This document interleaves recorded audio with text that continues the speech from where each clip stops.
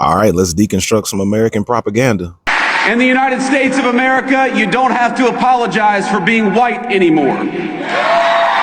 Many of my comrades have already addressed J.D. Vance and the fact that nobody has ever asked white people to apologize for being white. What I want to point out is how white nationalists like J.D. Vance use the language of civil rights to convince their white base that they're the real victims of discrimination in America.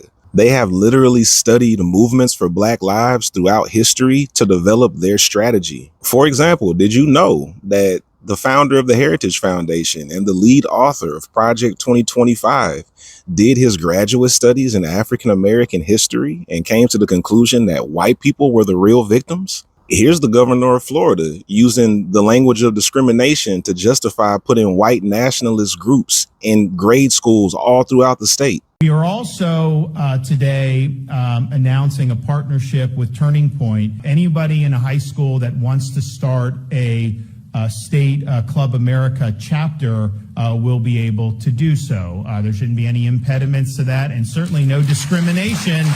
We're not going to allow that. Here's what the leader of a Nazi-inspired white nationalist organization had to say. Well, I'm Jeff Scoop, commander of the National Socialist Movement. We're a white civil rights organization here in America. We're white nationalists. Just as Martin Luther King did for the blacks, our mission is pretty much the same. Also, take a look at what he's wearing in this picture, a whitewashed version of a Black Power fist.